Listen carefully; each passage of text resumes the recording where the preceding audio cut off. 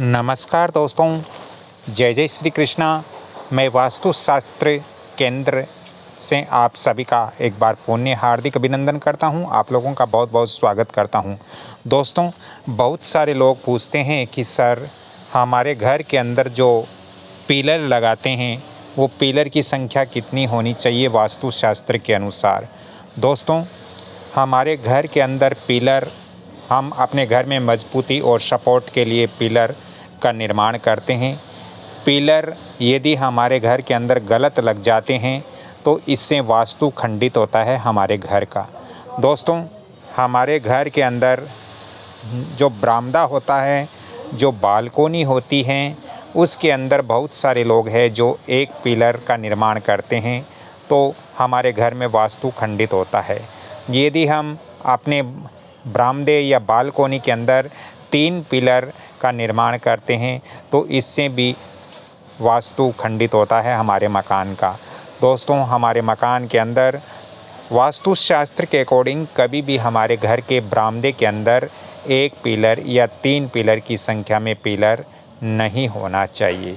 दोस्तों, वास्तुशास्त्र के अनुसार पिलर के जो बीम होते हैं, बीम के नीचे हमें बैठना भी नहीं चाहिए, क्योंकि बीम के नीचे बैठने से वास्तुशास्त्र के अंदर बताया गया है कि बीम के नीचे बैठने से व्यक्ति के ऊपर कर्ज बहुत ज़्यादा होता है और शरीर का जो भी हिस्सा बीम के नीचे आता है, लंबे समय तक उस बीम के नीचे बैठने से जो शरीर का अंग उस बीम के नीचे आता है वो रोगग्रस्त होता है वास्तुशास्त्र के अनुसार। दोस्तों, हमारे घर के अंदर यदि हम अपने घर के ऊपर एक ही कमरा बना रहे हैं छत के ऊपर, तो हमें ये ध्यान ज़रूर रखना चाहिए कि बहुत सारे लोग ऐसी गलती कर देते हैं कि जैसे ईस्ट फेसिंग या नॉर्थ फेसिंग मकान होते हैं, उनके ऊपर एक कमरा बनाते हैं, वो भी नॉर्थ फेसिंग या ईस्ट फेसिंग बना देते हैं, जिससे हमारे घर के साउथ और वेस्ट का जो डायरेक्शन है वो खाली रह जाता है, हल्का रह जाता है, जिससे घर में अनहोनी घटनाएं घटित होती हैं, घर के अंदर नकारात्मक एनर्जियां प्रवेश करती हैं। इसलिए हमें ये ध्यान रखना चाहिए कि हमारे घर का यदि ईस्ट फेसिंग या नॉर्थ फेसिंग हमारा मकान है तो उसके ऊपर यदि हमें 1 या 2 रूम बनाने हैं तो वो हमें साउथ की तरफ या फिर वेस्ट की तरफ, यानी दक्षिण की तरफ या पश्चिम की तरफ ही हमें बनाना चाहिए।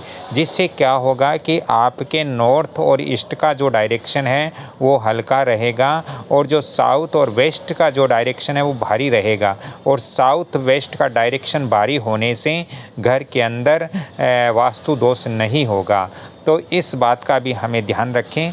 दोस्तों, वास्तुशास्त्र के अनुसार हमारे घर के जो मुख्य द्वार हैं वो घर में जितने भी हमारे कमरे होते हैं, जैसे हमारे बेडरूम का कमरा हो गया या शौचालय का हो गया या गेस्ट रूम का हो गया या किचन का हो गया, जो भी द्वार हैं घर के अंदर, उन द्वारों से बड़ा हमारे घर का मुख्य द्वार होना चाहिए। दोस्तों, मुख्य द्वार न ज़्यादा बड़ा होना चाहिए न छोटा होना चाहिए। घर के औसत के हिसाब से ही हमें वास्तुशास्त्र के अनुसार मुख्य द्वार रखना चाहिए। दोस्तों, मुख्य द्वार को बिल्कुल आप सजा कर के रखें, जिससे आपके घर के अंदर सकारात्मक एनर्जियां प्रवेश करेगी। यदि हमारे घर का मुख्य द्वार ही गंदा होगा तो हमारे घर में सकारात्मक एनर्जी नहीं आएगी, धन का जो आगमन है वो घर के अंदर प्रवेश नहीं करेगा। इसलिए मुख्य द्वार को हमेशा सजा कर ही हमें वास्तुशास्त्र के अनुसार रखना चाहिए। मुख्य द्वार को यदि हम येलो कलर या फिर दोस्तों मुख्य द्वार को हम ग्रीन कलर या बैंगनी कलर करते हैं तो ये बहुत अच्छा है। बहुत सारे लोग मुख्य द्वार को ब्लैक कलर वहाँ पर मुख्य द्वार पे करके रखते हैं या नीला कलर करके रखते हैं। इससे घर में नकारात्मक एनर्जियाँ आती हैं, घर में अच्छी ऊर्जाएं नहीं आती हैं और घर में आर्थिक तंगी होती है, घर में बच्चों को ज्ञान की कमी हो जाती है, स्वास्थ्य संबंधित परेशानी होती है। इसलिए हमारे घर का जो मुख्य गेट होता है, मुख्य द्वार होता है, उसको हमेशा नीला या ब्लैक कलर का आपको नहीं रखना चाहिए। इस बात का आप विशेष ध्यान रखें, क्योंकि ब्लैक कलर या नीला कलर कहीं न कहीं शनि और राहु का प्रतीक माना गया है। इससे घर में नकारात्मक एनर्जियां प्रवेश करती हैं। दोस्तों, हमारे घर के अंदर मुख्यतया हम क्रीम वाइट कलर, जैसे इस वीडियो के अंदर मैं दिखा रहा हूँ, तो क्रीम वाइट कलर हम अपने घर के ऊपर लगा सकते हैं, कर सकते हैं। यदि घर के क्रीम वाइट नहीं करना चाहते तो पिंक कलर का उपयोग भी हम घर के अंदर कर सकते हैं। दोस्तों, पूरे घर के अंदर एक ही कलर करें। बहुत सारे लोग हैं वो बेडरूम के अंदर कुछ कलर करते हैं, किचन के अंदर अलग कलर रखते हैं या घर के बाहर कुछ अलग कलर रखते हैं। ऐसा आपको नहीं करना चाहिए। वास्तुशास्त्र के अनुसार एक ही कलर हमारा होना चाहिए। दोस्तों, ये जैसे मकान है तो ये नॉर्थ फेसिंग मकान है, तो इसके अंदर बेडरूम हमें कैसे रखना चाहिए? बेडरूम है वो हमें वेस्ट और साउथ के बीच के कॉर्नर के अंदर बेडरूम हमारे घर का होना चाहिए। दोस्तों, घर के जो विंडो है वो कभी भी हमें विषम संख्या में नहीं रखना चाहिए, सम संख्या में रखना चाहिए। विंडो आप फ्रंट के अंदर दे रहे हो या आप बैक में दे रहे हो, कहीं भी दे रहे हो, घर के अंदर विंडो की संख्या है वो सम संख्या में ही होनी चाहिए। जैसे 2, 4, 6, 8, 10 नहीं रखनी चाहिए। जहाँ शून्य आता है, वास्तु के अंदर शून्य को बहुत अशुभ माना गया है, इसलिए 10 आता है तो ऐसी संख्या में विंडो नहीं रखना है। 2, 4, 6 की संख्या में आप अपने घर के अंदर विंडो रख सकते हो। दोस्तों, वास्तुशास्त्र के अनुसार हमारे यदि नीचे मुख्य द्वार हैं तो उसके ऊपर वाली मंजिल पर दूसरा द्वार नहीं होना चाहिए, क्योंकि ऐसा होने से हमारे घर के अंदर बचत कम होती है। दोस्तों, वास्तुशास्त्र के अनुसार हमारे घर के अंदर ब्रह्म स्थान खुला ज़रूर रखना चाहिए।